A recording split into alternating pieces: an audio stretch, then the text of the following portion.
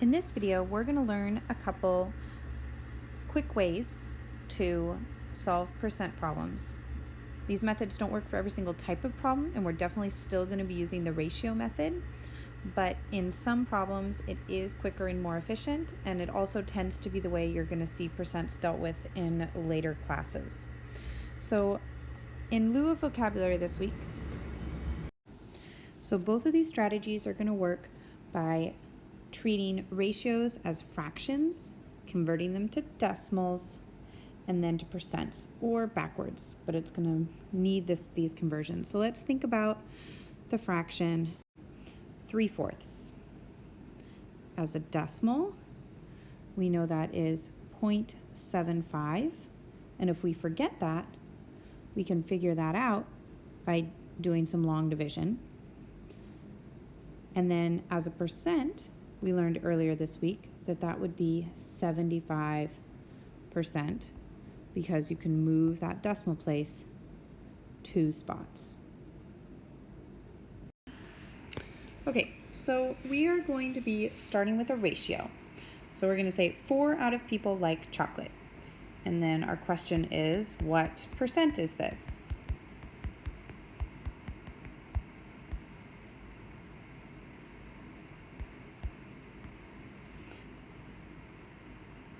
So before we learn to treat this as a part of a whole equals a percent out of 100, we're still doing this. So let's just review what that looks like.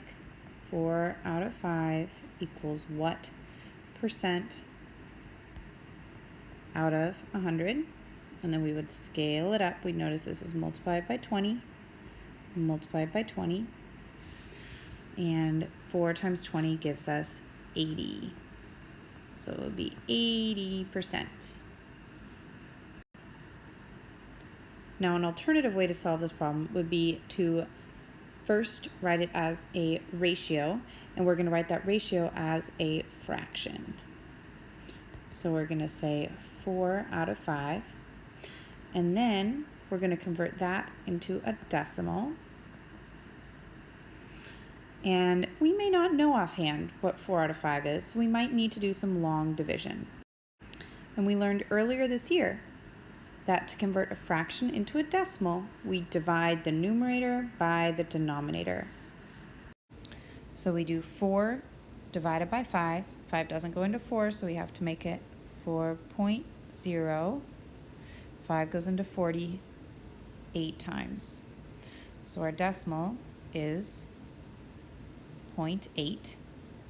And then we convert our decimal into a percent. And we know that 0.8 as a decimal would be 80%, because we can move that decimal place 2 times. Now in this example, it was probably easier to do this as a ratio than it was to convert it to a decimal. But sometimes that's not the case. Let's say Molly got 6 out of 7.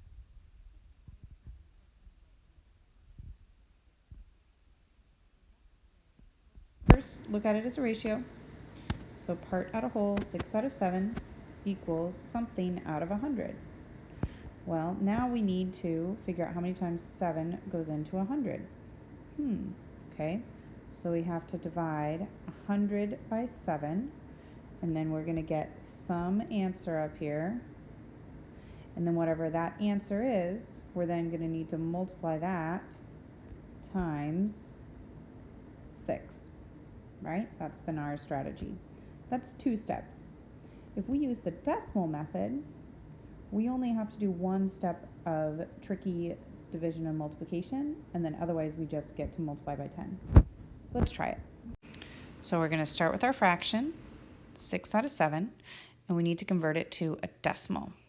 So that means doing 6 divided by 7, which doesn't go in, so we have to add a decimal and a 0.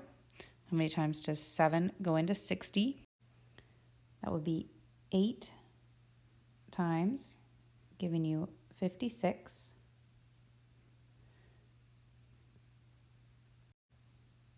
7 goes into 40 5 times with 35.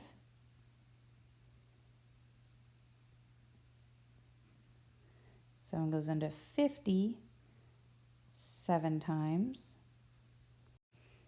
49. You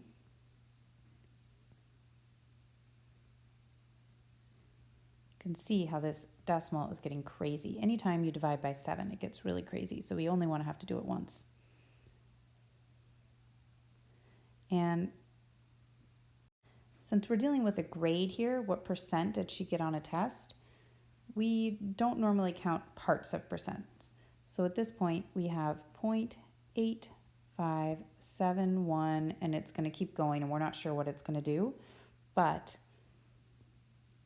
if we convert it to a percent, that gives us 85.7%, because we can round off that 1. This was much easier than doing this the ratio way. The tricky part is to remember that to convert a fraction to a decimal, you need to divide the numerator by the denominator. All right, we have a second shortcut that we're going to learn in this video, and that is for when you're finding the percent of something. So this is that scenario where you have the part out of the whole equals the percent out of 100, and you have been given the percent, and you've been given the whole, and you're trying to find the part. So let's say we're trying to find 8% of 50.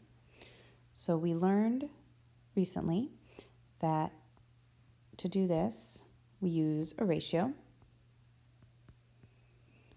So we know that we're doing 8% of 50. So then we would scale down by dividing by 2 to get 4. That 4 is 8% of 50. Now we could also do this by converting that 8% into a decimal to get 0.08.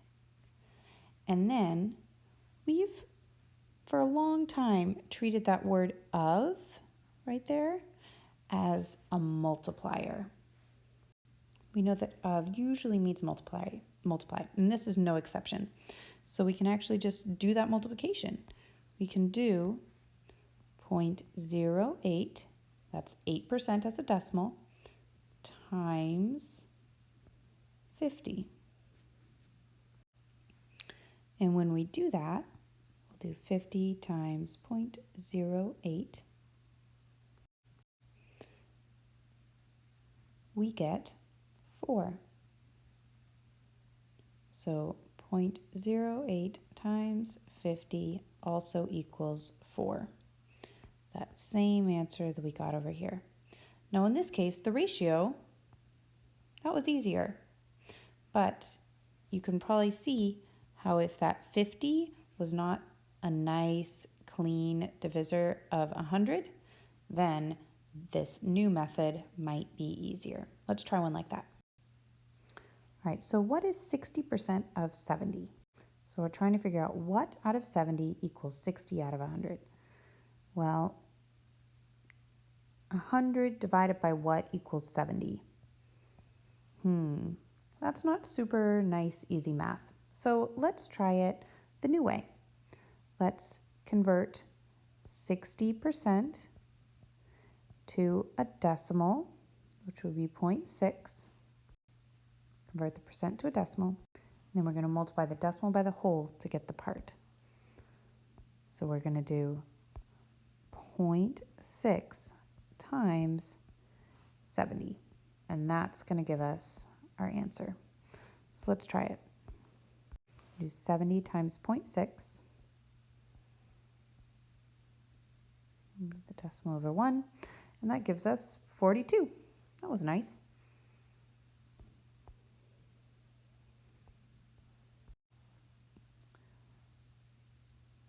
So 42 is 60% of 70. All right, so for your practice problem tonight, I want you to do one of each. So you're going to do what is 80% of 320 and what is 5 out of 8. What percent is 5 out of 8, I should say. We will check both these in class tomorrow. Make sure to show your work using our new algorithm methods by converting to decimals.